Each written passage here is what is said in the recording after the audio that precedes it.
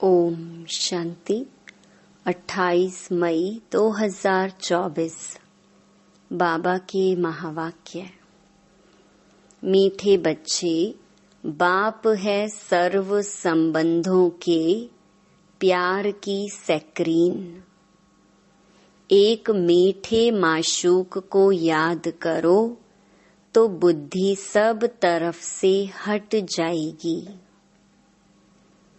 प्रश्न: कर्मातीत बनने का सहज पुरुषार्थ व युक्ति कौन सी है?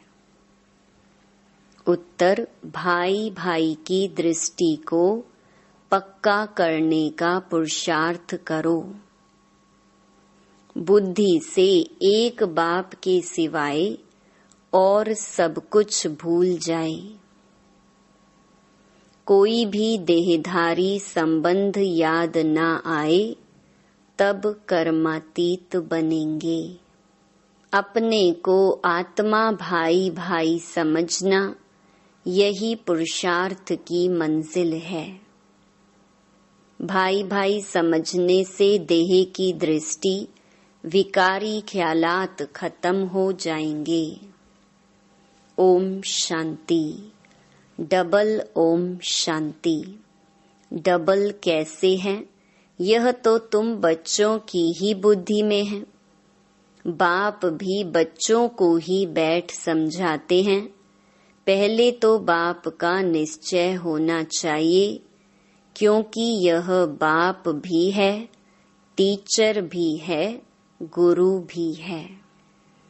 यूं तो लौकिक रीति से अलग अलग होते हैं। टीचर जवानी में किया जाता है, गुरु 60 वर्ष की आयु के बाद करते हैं। यह तो जब आते हैं तीनों ही इकट्ठी सर्विस करते हैं। कहते हैं छोटे बड़े सब पढ़ सकते हैं। बच्चों की ब्रेन अच्छी फ्रेश होती है। यह तो बच्चे समझ गए। छोटे बड़े सब जीव की आत्मा जरूर हैं। आत्मा जीव में प्रवेश करती है। आत्मा और जीव में फर्क तो है ना। यहाँ तुम बच्चों को आत्मा और परमात्मा का ज्ञान दिया जाता है। आत्मा तो अविनाशी है, बाकी शरीर यहाँ भ्रष्टाचार से पैदा होता है। वहाँ तो भ्रष्टाचार का नाम ही नहीं होता। गाया जाता है संपूर्ण निर्विकारी दुनिया। श्रेष्ठाचारी और भ्रष्टाचारी अक्षर है ना। यह सब बातें बाप ही समझाते हैं। बच्चों को सिर्फ यह पक्का निश्चय हो जाए कि हम आत्माओं का बाप हमको पढ़ाते हैं। बाप आते ही हैं पुरुषोत्तम संगम युग पर। तो इससे सिद्ध होता है कनिष्ठ से पुरुषोत्तम बनाते हैं। यह दुनिया ही कनिष्ठ तमो प्रधान है। इसको रौरव नरक कहा जाता है। अब हमको वापस जाना है, इसलिए अपने को आत्मा समझो। बाप आए हैं लेने लिए। हम भाई भाई हैं, यह पक्का निश्चय कर लो। यह देह तो रहेगी नहीं, फिर विकार की दृष्टि खलास हो जाएगी। यह है बड़ी मंजिल। इस मंजिल पर बहुत थोड़े पहुंच सकते हैं। मेहनत है। पिछाड़ी में कोई भी चीज याद न आए, इसको कहा जाता है कर्मातीत अवस्था। यह देह भी विनाशी है, इससे भी ममत्व निकल जाए। पुराने संबंध में ममत्व नहीं रखना है, अब तो नए संबंध में जाना है। पुराना आसुरी संबंध स्त्री पुरुष का कितना छीछी है। बाप कहते हैं अपने को आत्मा समझो। अब वापस जाना है। आत्मा आत्मा समझते रहेंगे तो फिर शरीर का भान नहीं रहेगा। स्त्री पुरुष की कशिश निकल जाएगी। लिखा हुआ भी है, अंतकाल जो स्त्री सिमरे, ऐसे चिंतन में जो मरे।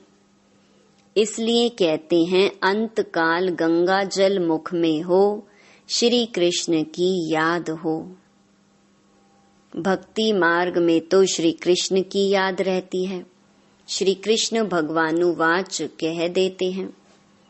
यहाँ तो बाप कहते हैं देह को भी याद नहीं करना है। अपने को आत्मा समझो और सब तरफ से दिल हटाते जाओ। सभी संबंधों का प्यार एक में जैसे सैकरीन हो जाता है। सबका मीठा और फिर सबका माशूक भी है। माशूक एक ही है, परंतु भक्ति मार्ग में नाम कितने रख दिए हैं। भक्ति का विस्तार बहुत है। यज्ञ, तप, दान, तीर्थ, व्रत करना, शास्त्र पढ़ना, ये सब भक्ति मार्ग की सामग्री हैं। ज्ञान की सामग्री तो कुछ भी है नहीं। यह भी तुम नोट करते हो समझाने के लिए। बाकी तुम्हारे कागज आदि कुछ भी रहेंगे नहीं। बाप समझाते हैं, बच्चे तुम शांति धाम से आए थे, शांत ही थे। शांति के सागर से तुम शांति का, पवित्रता का वर्षा लेते हो। अभी तुम वर्षा ले रहे हो ना, ज्ञान भी ले रहे हो। स्टेटस सामने खड़ा है, यह ज्ञान सिवाय बाप के और कोई दे ना सके। यह है रूहानी ज्ञान। रूहानी बाप एक ही बार आते हैं रूहानी ज्ञान देने लिए। उनको कहते भी हैं पतित पावन। सुबह को बच्चों को बैठ ड्रिल कराते हैं। वास्तव में इसको ड्रिल भी नहीं कहा जाए। बाप सिर्फ कहते हैं, बच्चे अपने को आत्मा समझ मुझे याद करो। कितना सहज है। तुम आत्मा हो ना। कहाँ से आए हो? परम धाम से। ऐसे और कोई भी पूछेंगे नहीं। पारलौकिक बाप ही बच्चों से पूछते हैं, बच्चों परम धाम से आए हो ना? इस शरीर में पार्ट बजाने।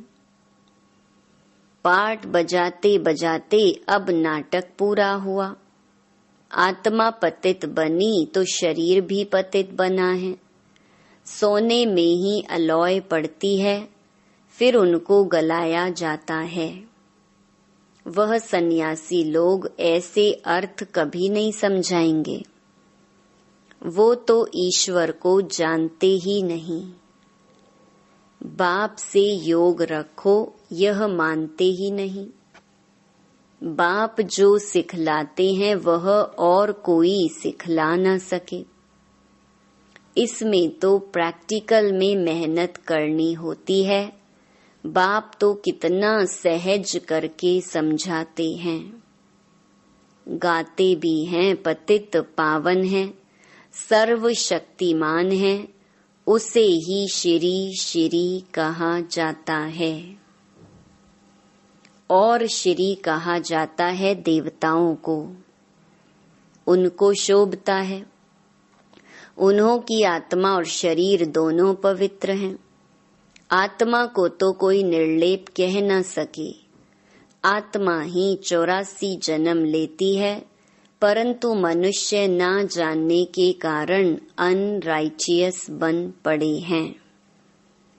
एक बाप ही आकर राइचियस बनाते हैं, रावण अनराइचियस बनाते हैं। चित्र तो तुम्हारे पास है, बाकी ऐसा 10 शीश वाला रावण कोई होता नहीं। सतयुग में तो रावण है नहीं, यह तो क्लियर है। परंतु जो सुनने वाले होंगे वह कहेंगे यहाँ का सैपलिंग है। कोई थोड़ा सुनेंगे, कोई बहुत भी सुनेंगे। भक्ति मार्ग का देखो विस्तार कितना है। अनेक प्रकार के भक्त हैं और फिर पहले से ही सुना है भगाते थे। श्री कृष्ण के लिए भी कहते हैं ना, भगाया। फिर ऐसे श्री कृष्ण को प्यार क्यों करते हैं, पूजते क्यों हैं? तो बाप बैठ समझाते हैं, श्री कृष्ण तो फर्स्ट प्रिंस है। वह तो कितना बुद्धिमान होगा। सारे विश्व का मालिक क्या कम बुद्धिमान होगा? वहां उन्हों को वजीर आदि होते नहीं, राय लेने की दरकार नहीं।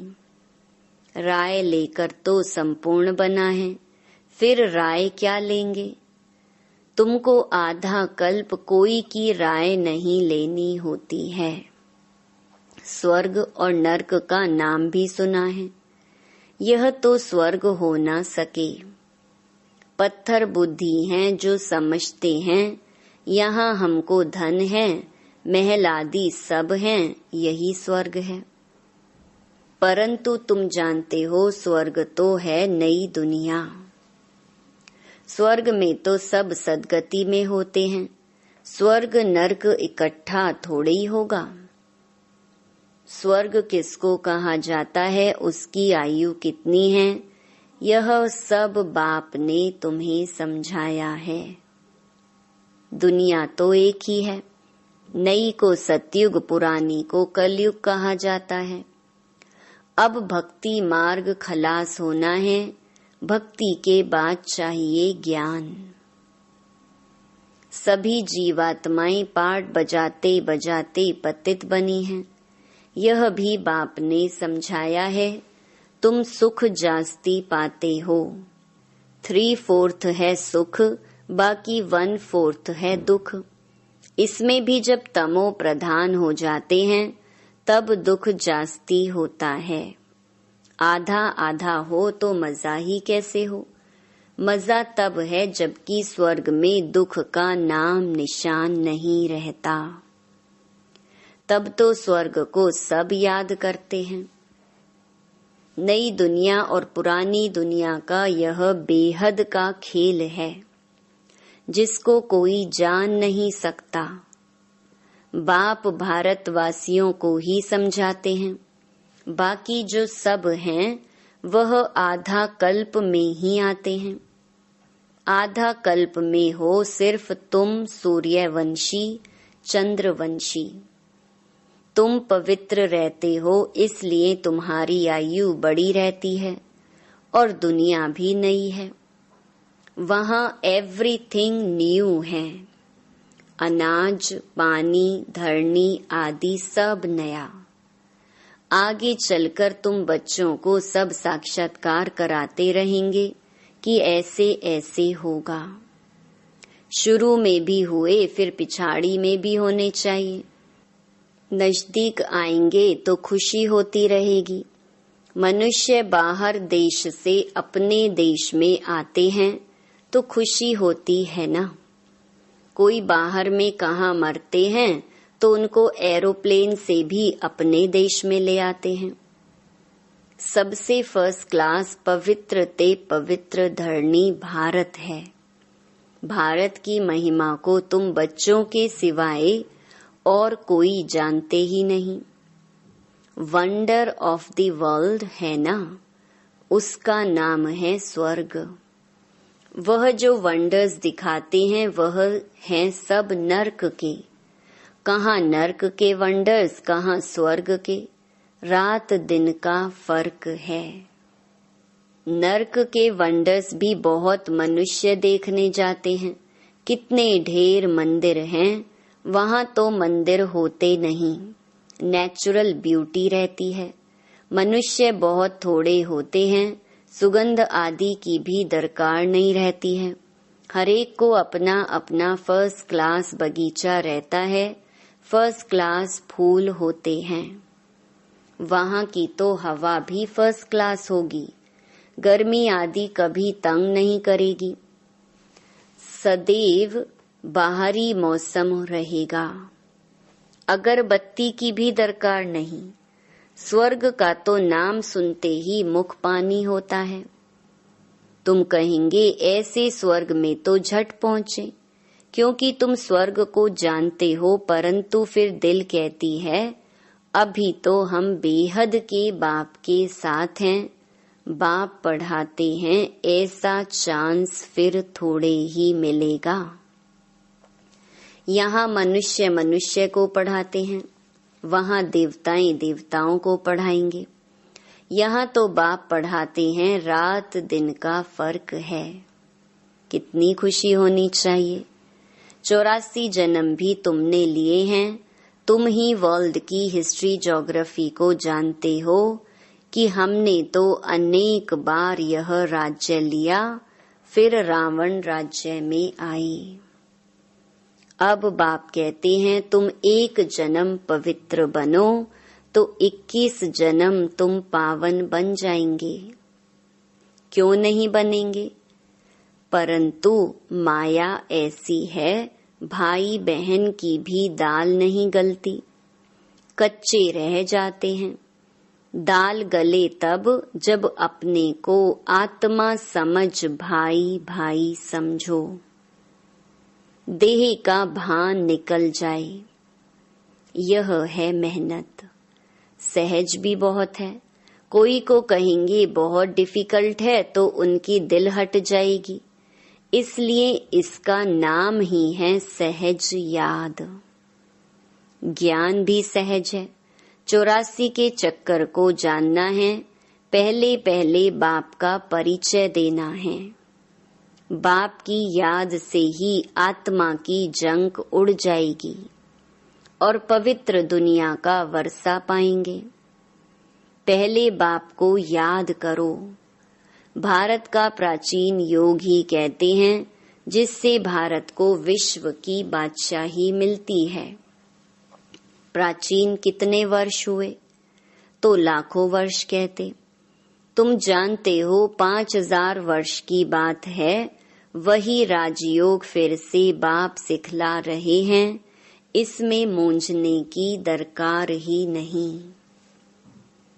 पूछा जाता है तुम आत्माओं का निवास स्थान कहाँ है?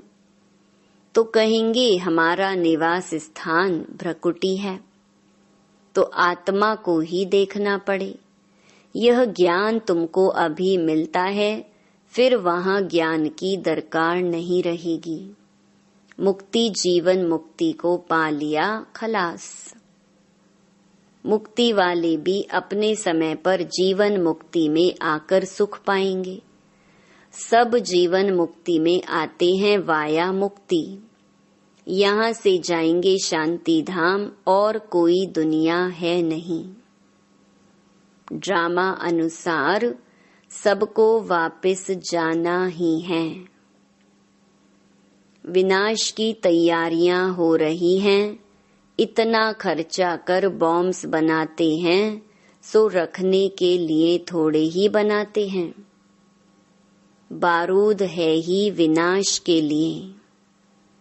सतयुग त्रेता में यह चीजें होती नहीं।